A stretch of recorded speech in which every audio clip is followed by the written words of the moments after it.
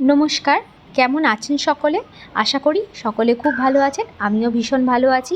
আমার ছোট্ট পরিবারে আরও একটা নতুন ব্লগে আপনাদের সকলকে অনেক স্বাগত জানাই। তো দেখুন আজকে সকাল সকাল একটু বাইরে বসে আছি, কারণ বাইরের ওয়েদারটা আজকে ভীষণ সুন্দর। ভীষণ মেঘলা মেঘলা আবহাওয়া, রোদ নেই, তাই মিষ্টি এই আবহাওয়ায় বাইরে একটু বসে থাকতে ভীষণ ভালো লাগছে। আমার মেয়ে বলল, মা যখন রোদই নেই তখন একটু গাছেরগুলোয় জল দিয়ে দিই। তো আমিও বারণ করলাম না, কারণ গাছে জল দেওয়া ভালো জিনিস। তো আমার মেয়ে গাছগুলোতে এখন জল দিচ্ছে, আর আমি আমার বাচ্চাটাকে নিয়ে উপরে বসে আছি।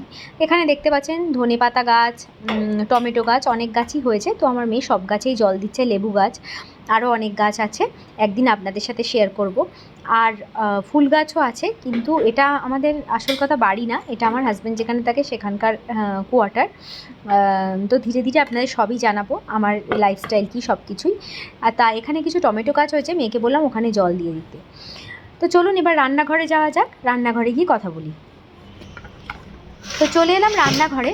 দেখুন বাজার থেকে বাজার করে আনা হয়েছে, বাজার করে এনেছে আমার হাজব্যান্ড, এনেছে বাগদা চিংড়ি। বাগদা চিংড়িটা আমার মেয়েরা আর আমি ভীষণ খেতে ভালোবাসি। আর এদিকে এনেছে ট্যাংরা মাছ। ট্যাংরা মাছগুলো দেখতেই পাচ্ছেন, পেটে ভীষণ ভর্তি ডিম, তাই খুব ভালোই লাগবে আশা করি খেতে। আর আমার মেয়েরা ট্যাংরা মাছটা খুব ভালো খায় না, কিন্তু তবুও করবো, খেতে তো হবে, কারণ সব জিনিস খাওয়া অভ্যাস করা ভালো। আর এদিকে আগের দিনের কিছু মাথা ছিল চিংড়ি মাছের, তো সেইগুলো রেখে দিয়েছি, ওটা বাটা বা অন্য কিছু করব। আর এখানে দেখতে পাচ্ছেন ছোট ছোট কিছু চিংড়ি মাছ রয়েছে, এগুলো আজকে ভেবেছি যে ঢ্যাঁড়স তরকারি করব, তার মধ্যে এই ছোটো চিংড়িগুলো দিয়ে দেবো। এই ছোটো চিংড়িগুলো যে কোনো তরকারিতেই দিয়ে দিই না কেন, ভীষণ ভীষণ টেস্ট হয়, খুব খেতে ভালো লাগে। তাই ভাবলাম যে এই চিংড়ি মাছগুলো আলাদা করি। এই যে একটু বড় সাইজের চিংড়িগুলো যেগুলো আলাদা করছি, এগুলো আমি একদিন ভাপা করব। আর এই ছোট্ট চিংড়িগুলো, সেগুলো আমি ঢ্যাঁড়স তরকারিতে দিয়ে দেবো। হ্যাঁ হ্যাঁ হ্যাঁ, তুলে দাও তরকারি ফ্রিজে তুলে দাও। তো এখন আমি সব মাছ তো রান্না করব না, তো কিছু কিছু মাছ আলাদা করে ফ্রিজে তুলে দিই। ইস, জল গায়ে পড়ছে। কিছু কিছু ভীষণ জোরে কলটা খুলে ফেলেছি আসল কথা। তো চলুন কিছু কিছু মাছ ফ্রিজে তুলে দিই, আর অল্প কিছু বার করে নিই রান্নার জন্য, যেগুলো আজকে রান্নার মতো প্রয়োজন। কারণ সব মাছ তো একদিনে রান্না করব না, এত একসাথে খেতেও পারবো না, আর এত খাওয়ার লোকও নেই। তো খাবো আমি, আমার হাজব্যান্ড, আমার দুটো বাচ্চা, আর আমার যে হেল্পিং হ্যান্ড যে দিদি থাকে ওনার বাড়িতে একটু পাঠাই। তো সেই কারণে এই চারজনের মতনই রান্নাবান্না করব। তো চলুন মাছগুলো আলাদা করে নিই। এইভাবে কথা বলতে বলতে রান্না করব, আর এইভাবে কথা বলতে বলতে আপনাদের সাথে আমার জীবনে অনেক কিছু কথা শেয়ার করব। আশা করি আপনাদেরও ভালো লাগবে, আর আমারও আপনাদের সাথে সব কিছু শেয়ার করতে পেরে ভীষণ ভালো লাগবে। তো আমি যখন থাকি না, এই দিদিভাই যিনি আছেন উনিই রান্না করেন, রান্না করে আমার হাজব্যান্ডকে দেন। কিন্তু এখন আমি আমার হাজব্যান্ডের এখানে এসেছি, গত 1 মাস হলো।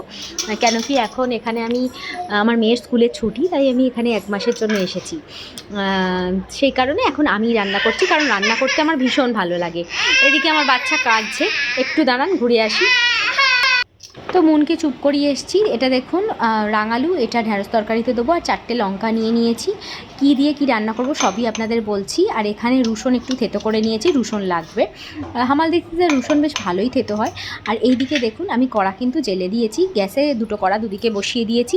এটা লোহার কড়াইতে মেনলি আমি রান্না করে থাকি। তো এদিকে ছোটো কড়াও জেলে দিয়েছি, দুদিকে রান্না হবে, তাহলে রান্নাটা ভীষণ তাড়াতাড়িও হবে।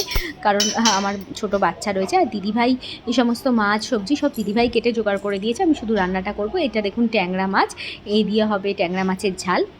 আর এটা বাগদা চিংড়ি, আর এটা ছোটো চিংড়ি, আগেই বললাম ঢ্যাঁড়স তরকারিতে দেওয়া হবে। আর এটা শুধু পেঁয়াজ আদা রসুন দিয়ে ঝাল করব। আর এই বাগদা চিংড়িটা দেখুন, এটা ঝিঙে আর আলু দিয়ে বানাবো। তো চলুন রান্নাটা শুরু করে দিই। আপনাদের সাথে কথা বলতে বলতে রান্না করতে আমার খুব ভালো লাগবে। আর এইভাবেই আমি আমার ছোট ছোট জীবনের গল্প, ছোট ছোট সব কথা আপনাদের সাথে শেয়ার করব। আশা করি আপনাদের ভালো লাগবে। আর এই দিকে দেখুন একটা জিনিস দেখানোর জন্য আপনাদের আবার ভিডিওটা শুরু করলাম। এটা কালকে রাত্রে অনেকটা দুধ বেঁচেছিল, তো সেই দুধটা ছানা কাটিয়ে আমি একটু পনির বানিয়ে নিয়েছি। তো পনিরটা ভালোই হয়েছিল, কিন্তু একটাই সমস্যা হয়েছিল, আমার যে দিদিভাই থাকে আমাকে হেল্প করার জন্য, সেই দিদিভাই একটু জানে না। তো ধারে যে সাইডে যেগুলো লেগে থাকে ওগুলোও চেঁচে ফেলেছিল, তো সেই কারণে দুধের ছানার মধ্যে এগুলো রয়ে গেছিলো।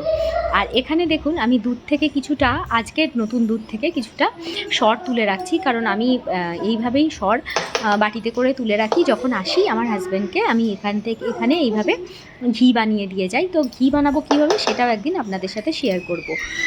তো চলুন দুধটা তুলে দিই, আর এইভাবে সরটাও তুলে দিই। যেদিনকে আমি ঘি বানাবো সেদিনকে আপনাদের অবশ্যই দেখাবো। তো আমার রান্নাবান্না এখন হয়ে গেছে, ভাতও বেড়ে নিয়েছি, এবার বাচ্চাগুলোকে খাওয়ানোর পালা। তার আগে দেখিয়ে দিই আপনাদের কি কি রান্না হয়েছে। এখানে হয়েছে ট্যাংরা মাছের ঝাল, পেঁয়াজ আদা রসুন দিয়ে, আর রঙটা দেখে ভাববেন যে ঝাল হয়েছে, ঝাল না, কাঁচা লঙ্কা দিয়েছি, কেননা বাচ্চারা ঝাল খেতে পারে না। আর দেখুন এখানে ছোট ছোট চিংড়ি মাছ দিয়ে বলেছিলাম ঢ্যাঁড়স তরকারি করব, সেটাই করেছি পেঁয়াজ দিয়ে, কোনো রসুন টুসুন দিইনি, একটু রাঙালু, একটু ঢ্যাঁড়স আর একটু পেঁয়াজ দিয়ে ঢ্যাঁড়স তরকারি। আর প্রতিদিনের গরম পড়ার সাথে সাথে প্রতিদিনের খাবারে আমাদের লাগে স্যালাড, বিশেষ করে আমার হাজব্যান্ড আর আমার বাচ্চাদের তো ভীষণ প্রিয়, সেই কারণে স্যালাড কাটতে হয়, নিরামিষ হোক মাংস হোক যাই হোক। আর আজকে সবথেকে আকর্ষণীয় জিনিস যেটা আমার বাচ্চারা খেতে খুব পছন্দ করে আর আমিও ভীষণ ভালোবাসি, সেটা হলো চিংড়ি মাছের ঝোল। তো এইটা মোট ঝোল হয়েছে বা ঝাল হয়েছে এইগুলো দেখে ভাববেন না, দিদিভাই চলে গেছে। দিদিভাই যাওয়ার সময় আমি দিদিভাইকে টিফিন কৌটো করে যতটা দেওয়ার ওনাকে দিয়ে দিয়েছি। এইগুলো আমাদের 4জন খাবো, আমি, আমার 2 বাচ্চা আর আমার হাজব্যান্ড। তো চলুন বাচ্চাগুলোকে ভাত খাইয়ে নিয়ে, কারণ অনেকটা বেলা হয়ে গেছে, ওদের দুজনকে আমি একই থালায় 2 বোনকে খাইয়ে দিই, তাহলে তাড়াতাড়ি হয়, দুজনে তাড়াতাড়ি খেয়েও নেয়, কারণ দুজনের মধ্যে এমন কিছু বয়সের তো পার্থক্য নেই, দুজনেই ভীষণ ছোট। আপনাদের সাথে সবই ধীরে ধীরে শেয়ার করব, সবই আপনাদের বলবো।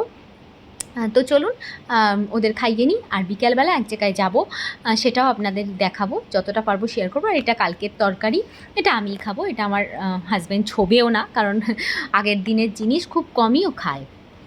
তো ভিডিওটা দেখতে থাকুন, ভালো লাগবে আশা করি।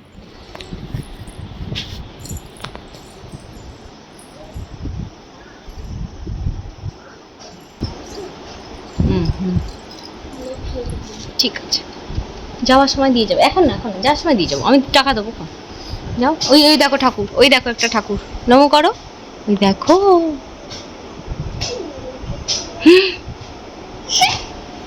মা নমো করে এসো, ঠাকুর নমো করে এসো, যাও, ওই দেখো নমো, ওই তো নমো, যাও যাও যাও।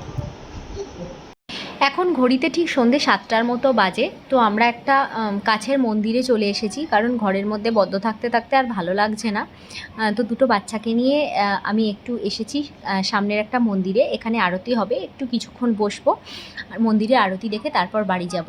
মন্দিরে এলে মনটা ভীষণ ভালো হয়ে যায়, কখনো কখনো সারাদিনের ক্লান্তি দূর করার জন্য মন্দিরটা হচ্ছে সবথেকে খুব পছন্দের জায়গা আমার, অন্তত আপনাদেরও অনেকের হবে। কাদের কাদের মন ভালো করার জায়গা মন্দির, সেটা আমাকে নিশ্চয়ই জানাবেন।